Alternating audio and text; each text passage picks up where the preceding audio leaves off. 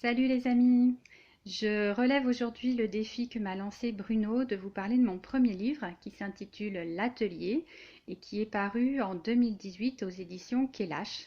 C'est pas la couverture que vous venez de voir là, euh, parce que ça c'est une édition limitée qui était sortie en 2017 pour la journée de la lecture.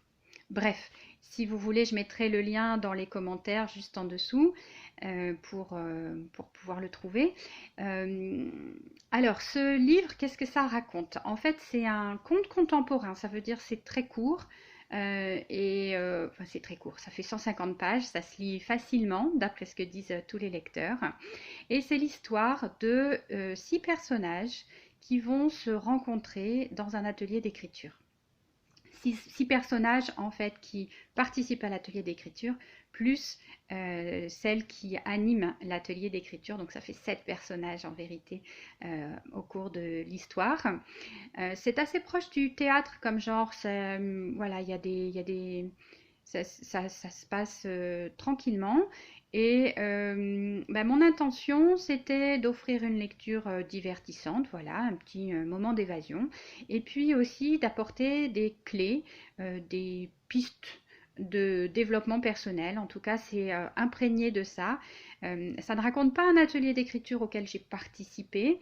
À vrai dire, c'est un concept d'atelier d'écriture qui, à ma connaissance, n'existe pas. Donc, je vous laisserai découvrir cela dans le livre si vous avez la curiosité de le lire. Et les thèmes abordés au fur et à mesure amènent à s'interroger sur soi lorsqu'on a envie de les projeter pour soi-même. En tout cas, certains lecteurs, certaines lectrices exactement, c'est plutôt des femmes, m'ont dit que ça les avait inspirées pour faire elles-mêmes les exercices, les thématiques proposées. Donc voilà, c'est une lecture à double niveau. Il y a l'histoire et puis il y a ce qu'on peut en retirer pour soi. Que vous dire d'autre? Eh bien, je ne sais pas. Peut-être vous lire la couverture, la quatrième de couve. Donc, 6 personnages qui ne se connaissent pas s'inscrivent dans un atelier d'écriture. Ali, Aminata, Diana, Jean, Yves et Zélie s'y rencontrent. Ils vont apprendre à se connaître eux-mêmes et les uns les autres, accompagnés par la bienveillante Myriam. Voilà, ça c'est le pitch. Ensuite, ma petite histoire. Florence Albouya-Mitry a 2 passions, le soleil et les mots. Ça, vous le savez déjà. Elle a choisi la Provence depuis 2003 et l'écriture depuis toujours. Elle a mené une carrière éclectique, attachée de presse, professeure de français, consultante éditoriale. Ça, peut-être que vous ne le saviez pas tous. Pourtant, elle rêve depuis l'enfance d'être romancière. Je dis souvent que je suis tombée en écriture à l'âge de 6 ans. Inspirée par la devise d'Antoine de Saint-Exupéry, fais de ta vie un rêve et d'un rêve une réalité, elle livre son premier roman à l'appréciation des lecteurs. Donc à votre appréciation.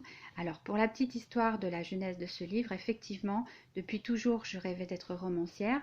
J'ai mis 43 ans, donc comme je l'ai dit, à réaliser ce rêve. Ce qui s'est passé, c'est qu'en 2016, j'ai lu un livre qui m'a fait comme un déclic, un livre de Laurent Gounel. Donc c'est une autre référence intéressante pour ce groupe Bookmasters. C'était le jour où j'ai appris à vivre.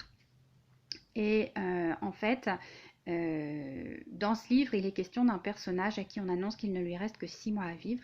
Ce livre a été déclencheur pour moi à 2 niveaux. Premièrement, parce que je me suis dit que s'il me restait que 6 mois à vivre, ce que je voulais absolument avoir accompli dans les 6 mois, c'était écrire un livre. Et c'est ce qui s'est passé. J'ai lu ce livre en mai 2016. J'ai mis le point final à l'atelier le 31 décembre 2016 et un tout petit peu plus de 6 mois.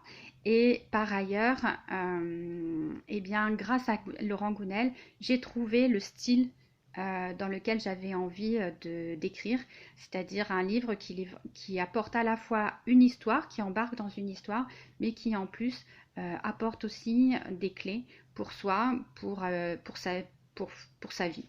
Voilà, je vous ai tout dit, j'ai relevé le défi et je vous souhaite donc une très bonne lecture de l'atelier ou de Laurent Gounel, voire les deux idéalement. Et puis je vous dis à très bientôt. Bye!